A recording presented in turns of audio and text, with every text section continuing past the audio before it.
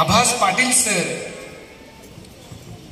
मला मुंबईत बसून प्रत्येक वेळी माझ्या कार्याला प्रेरणा देणारे, मला कायम कौतुक करणारे आमचे मित्र माननीय आभास पाटील सर यांना मी विनंती करतो की त्यांनी आपलं मनोगत व्यक्त करा. माननीय आभास पाटील सर.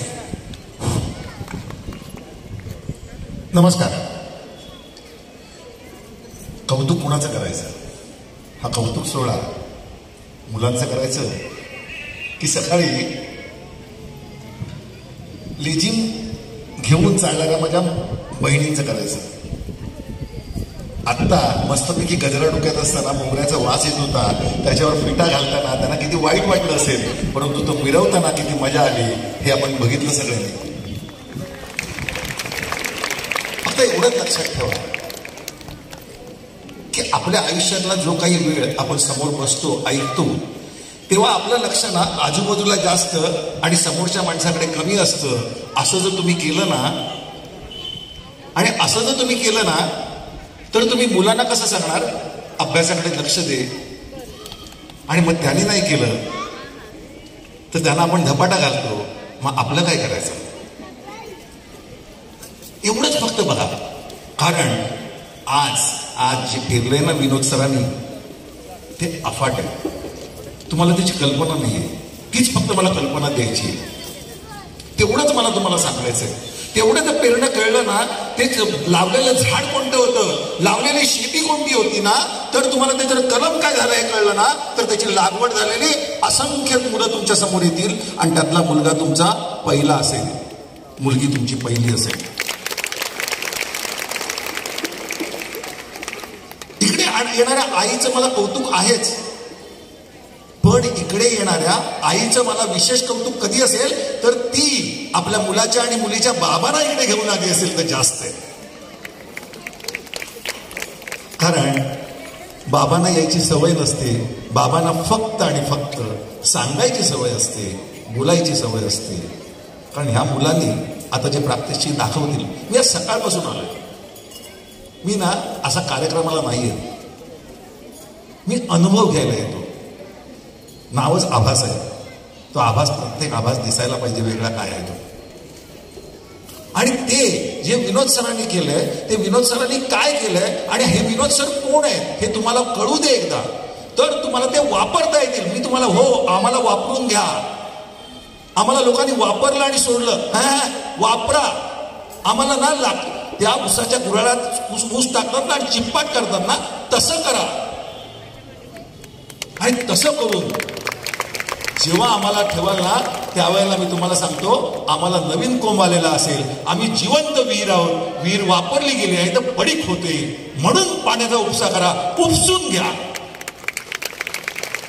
उपसून घ्या. कारण तेवढं एक जर केलं ना, तर ही माझी पिल्लं आहेत ना, ही उद्याचा तुमचा स्वाभिमान नाही, अभिमान नाही, तर ह्या देशाचा एक नागरिक म्हणून प्रत्येकाला अभिमान वाटेल असा घडेल. म्हणून विनोद सर काय ते समजून घ्या. हा माणूस ना कलाकार होता, कलाकार म्हणूनही खूप मोठा झाला असता. हा माणूस नाटककार आहे, नाटककार म्हणूनही घडला असता. आज बोलण्यात, हसण्यात, वागण्यात, शब्द फिकीत जरब आहे, तशीच ना विनोदी झाक आहे. नावच विनोद. आणि हा प्रत्येक गोष्ट असलेला माणूस हा काय आहे, तर तो चांगला लेखक आहे. अतिशय उत्कृष्ट लेखन कौशल्य आहे त्याच्याकडे.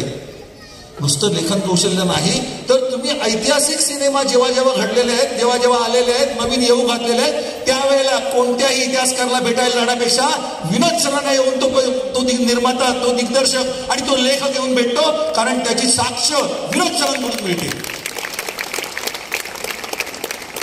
हा असा माणूस लाभलाय जो मागचे 21 दिवस राबतोय. नुसतं राबत नाही, तर त्याला आतून आनंद होतोय. प्रत्येक वेळेला आतून आनंद होतोय. बोलताना तो 21 दिवस झोपला नाही. तुम्हाला माहिती आहे का झोपला नाही तो?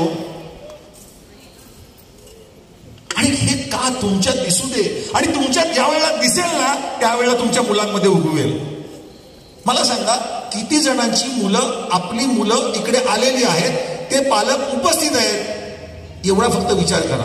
ह्याच्या पुढच्या वेळेला मात्र किमान किमान प्रत्येक आपल्या मुलाबरोबर त्याचे 5 मित्र 5 मैत्रिणी, मुलीबरोबर तिचे 5 मित्र 5 मैत्रिणी ह्या कार्यक्रमाला, अशा कार्यक्रमाला आलेच पाहिजे. 1000 झाले तर आपण काही करू, पण करून दाखवू. विनोद सर चालेल ना? करून दाखवू. का तुम्हाला सांगतोय, आपण ना नेहमी आपला एक छोटासा स्वार्थ बघतो. माझा मुलगा जातो, माझा मुलगा होईल, माझा मुलगा, मी, माझा मुलगा, माझा मुलगा. नाही होत काय, माझा मुलगा असं नाही होत. 10 मुलं असतील ना तर तुमच्या हातात 9 हेर असतात. तेच सांगतात तुझं काय, आपलं कार्ड काय करतं ते वापरलंय मी. तो काय करतो, काय नाही करत, कशा पद्धतीने वागतो हे बघण्याकरता 10 मुलं. दुसरी गोष्ट अशी, 10 मुलं नुसते हेर नाहीत तर उद्याची ती त्याची ताकद असते. आज माझा मुलगा बँगलोरला असतो, कुठेही असतो, कुठेही गेला, अमेरिकेत गेला, कुठेही गेला तरी सुद्धा त्याला जाऊन हॉटेलमध्ये राहावं लागत नाही. एवढे मित्रांची सुरुवात मी त्या काळात केली होती. आणि तेच तुम्हाला मला सांगायचं. त्यातला एखादा गुंड असेल तरी चालेल, त्यातला एखादा गरीब असेल तरी चालेल, त्यातला एखादा श्रीमंत असला तरी चालेल, त्यातला एखादा मस्तीखोर असला तरी, प्रत्येक माणूस हा त्याच्या क्षेत्रात मोठा होतो आणि तसाच होणार. तुमच्या मुलालाही मस्तीपासून कमी करू नका. आपल्याला ना आपला गोंडस मुलगा, आपला ऐकणारा मुलगा, आपला समंजस मुलगा हा सांगायची सवय आहे आणि मग बावळट माणूस तयार करतो. असं आईला करायचंय का? एवढाच विचार करा. आजच मी एका आईला सांगितलेलं आहे, त्या आईने हात वरती केला तर बरं होईल. आई कोणाची? उभे राहा ना. आजच त्यांना सांगितलं, बघा, आजच त्यांना सांगितलं, बघता अरे काय पोरगा आहे मला